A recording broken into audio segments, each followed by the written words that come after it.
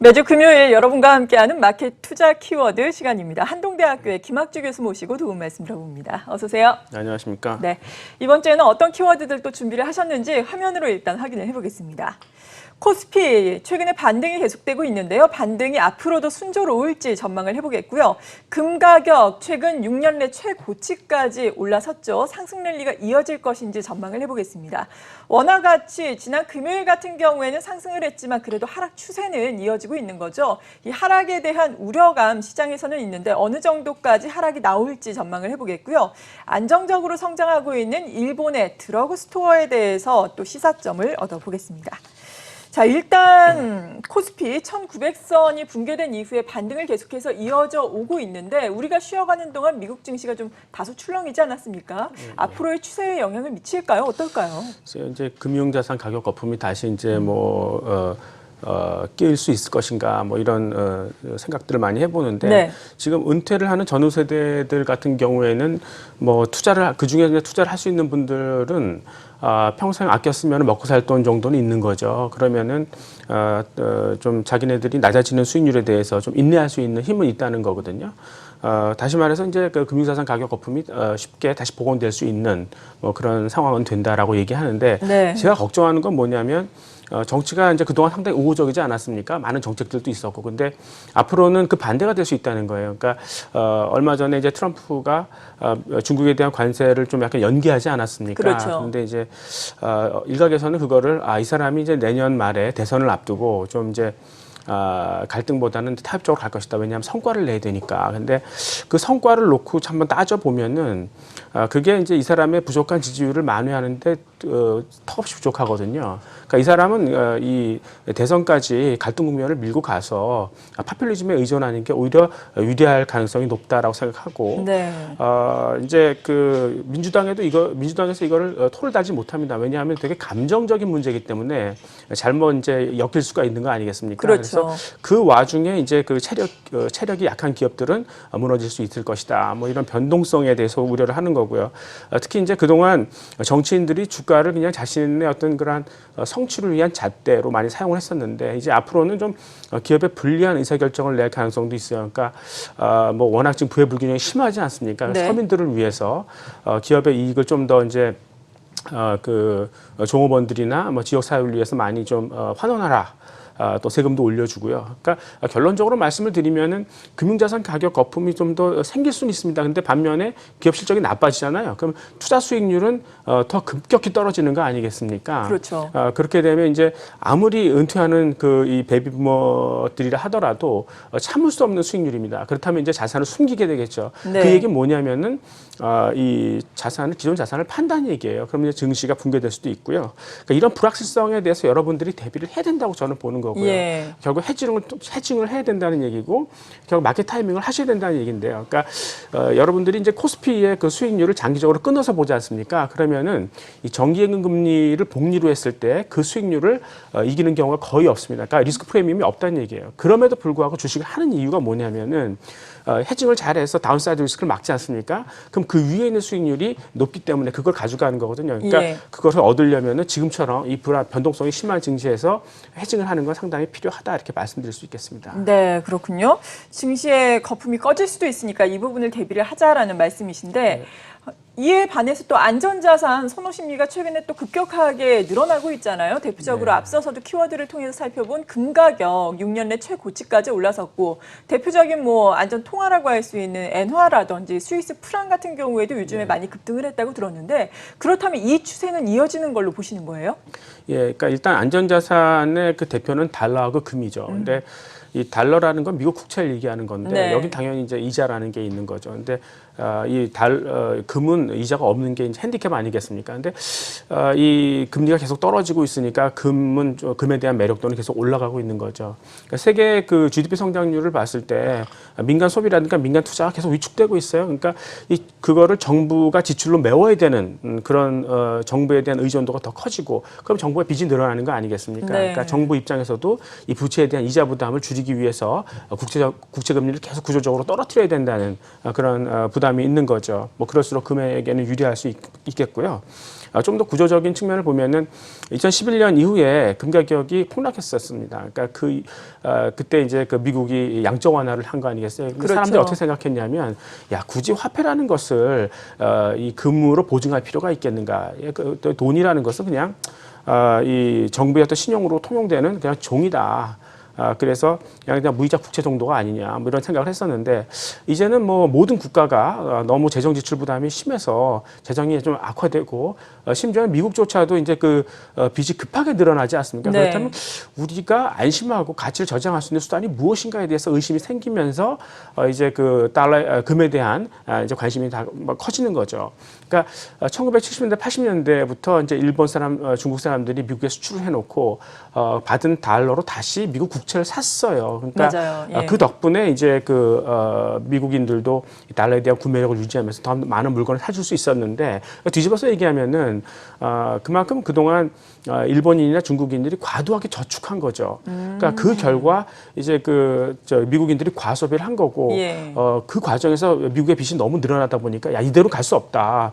그래서 이제 달러 패권이 흔들리는 그런 상황이고, 그렇다고 가상화폐 경제가 다시 금방 올 수도 없고, 그렇죠. 그렇다면 이제 도피할 수 있는 수단은 금 정도가 아니냐 이렇게 생각을 할 수 있고, 또 앞으로 이제 세계 경제가 저성장으로 가다 보니까 슬슬 부자세에 대한 얘기가 계속 나오죠. 그럼 부자들은 돈을 감추고 싶지 않습니까? 지금으로서는 가장 쉽게 감출 수 있는 게 장롱에 금 쌓아놓는 거죠. 그래서 이제 금에 대한 인식이 이렇게 구조적으로 딱 바뀔 때 금이 굉장히 금 가격이 길고 커다란 랠리를 보이거든요. 여러분들이 그 부분에 대해서 한번 좀 착안해 볼 필요가 있을 것 같고, 특히 이제 금 가격이 올라가면은 금 광산 이익이 훨씬 더 탄력적으로 올라갑니다. 왜냐하면 레버리지가 걸려 있으니까요. 네. 그러니까 이 베리골드 같은 금 광산 같은 것도 한번 보실 필요가 있을 것 같습니다. 네, 그렇군요. 금 광산과 관련해서도 금 가격 상승했을 때 볼 수가 있겠다라고 말씀해 주셨습니다. 얼마 전에 뭐 빵주 말고 뱅주 이 금 광산과 관련된 종목을 보자라고 또 미국에서 이야기 나온 점 소개를 해드렸는데 그런 점도 또 참고를 해보시면 좋을 것 같습니다. 그리고 환율 이야기를 좀 해보겠습니다. 수요일장 같은 경우에는 달러화에 대한 원화 환율이 한 9.5원 정도 하락을 했어요. 그러니까 원화 가치가 올라간 건데 그래도 뭐 절대적인 수준이 1,200원 위로 지금 원화 가치가 상당히 약세를 보이고 있지 않습니까? 네. 앞으로는 어떨까요? 뭐 단기적으로 보면 이제 그런 무역 갈등이 다소 연기된 것도 좀 도움이 될 것 같아요. 그리고 또 MSCI 그 신흥국 지수 있지 않습니까? 네. 그것도 이제 그 비중 조정이 슬슬 마무리되고 있거든요. 이것도 우호적인 상황이 될 수 있습니다. 그러니까 이 모건 스탠리 주가 지수 비중 조정이라는 게 그 골자가 한국의 비중을, 코스피 비중을 줄이고 중국과 사우디 비중을 늘리는 거 아니겠어요? 그러니까 올해 5월, 8월, 11월 그렇게 3번 있거든요. 네. 근데 그러한 비중 조정으로 인해서 코스피의 외국인 순매도가 올해 한 20조 원 정도가 되는 걸로 추산되고 있어요. 그러니까 지난 10년을 봤을 때 연간 코스피의 외국인 순매수가 10조 원을 넘어간 경우가 없었습니다. 그러니까 이게 상당히 큰 매물이었었는데 8월까지 거의 마무리됩니다. 네. 예, 그래서 조금 뭐 일단락 되니까 이제 그 한국의 원화 가치라든가 코스피가 조금 반등할 가능성은 있지 않느냐 뭐 이런 생각도 해볼 수 있는데, 예. 근데 이제 이 원화 가치의 그 하락 요인은 사실 너무 많아요. 그러겠죠. 그래서 그 근본적인 거를 하나 말씀을 드리면은 이제 환율을 평가할 때 성장을 잘 안 봅니다. 그러니까 어차피 저상증 기조가 완전 고착화가 됐기 때문에 이제 그 나라가 현재 상태를 얼마나 버틸 수 있느냐, 그러니까 지속성 같은 걸 많이 따지는 거죠. 그렇다면은 버틸 수 있는 자원이 뭐냐고 물어보거든요. 네. 그러니까 천연 자원, 뭐 인적 자원, 그동안 이제 안 쓰고 모아놓은 유보 자산이 얼마냐, 그리고 일본처럼 다른 나라 자산을 얼마나 많이 갖고 있느냐, 뭐 이런 걸 갖다 따지는데 우리나라는 사실 뭐 이 해외에서 달러를 벌어올 수 있는 인적 자산 정도 아니겠습니까? 근데 왜 젊은이들이 요즘에 너무 저성장이다 보니까 해도 안 되는 거죠. 그러니까 예. 그냥 동기부여를 많이 상실하는 것 같습니다. 그러니까 제 밑에 있는 펀드 매니저들도 지금 똘똘한 친구들 중에 집에 간 애들이 굉장히 많아요. 그러니까 왜 남의 자산을 관리해 주냐 이거죠. 내 거 해도 예. 되고 그냥 자의적으로? 그렇습니다. 예, 예. 네. 그러니까 그냥 뭐 삶의 질을 따지는 거죠.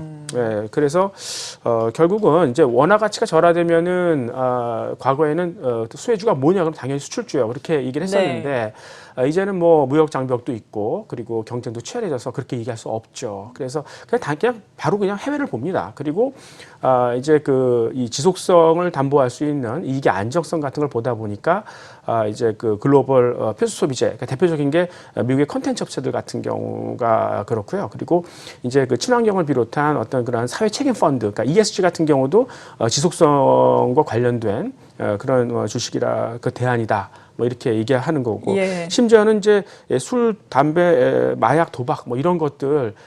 도 사실 중독성이 있잖아요. 그러니까 그렇죠. 이게 이익의 안정성 가져다 준다는 거예요. 그러니까 과거에는 국부펀들이 그 다 팔았습니다. 네. 근데 이제 다시 살려고 하는 거예요. 그러니까 심지어는 이런 쪽에도 관심을 기울이는 펀드가 늘어나고 있다. 이렇게 좀 힌트를 얻었으면 좋겠습니다. 네, 여기에서도 많은 시사점을 얻을 수 있는 것 같습니다. 그리고 앞서서 마지막 키워드가 일본의 드러그 스토어였어요. 최근에 뭐 오프라인 업체들이 좀 죽고 온라인 업체, 특히나 온라인 뭐 상점 같은 경우에 상당히 호황을 누리고 있는데 드러그 스토어는 오프라인을 말씀을 하시는 거죠? 그렇습니다. 네. 네, 구체적으로 그래서 설명을 좀 해주시죠. 이제 뭐 그 웰세아를 비롯한 일본의 드럭스토어 같은 데가 괜찮은 것 같더라고요. 네. 그러니까 일본인들이 좀 보수적이지 않습니까? 그러니까 오프라인 그렇죠. 좋아합니다. 예. 그리고 이제 노령화가 많이 진행됐으니까 이제 의약품 수요도 늘어나는 거고요. 그래서 여기에는 그 드럭스토어 안에 약제사가 있어요. 옛날에 우리나라 약국처럼. 그래서 뭐 복약 지도도 해주고 건강 관련 상담도 해줍니다. 네. 그리고 약만 파는 게 아니라 이제 화장품이라든가 위생용품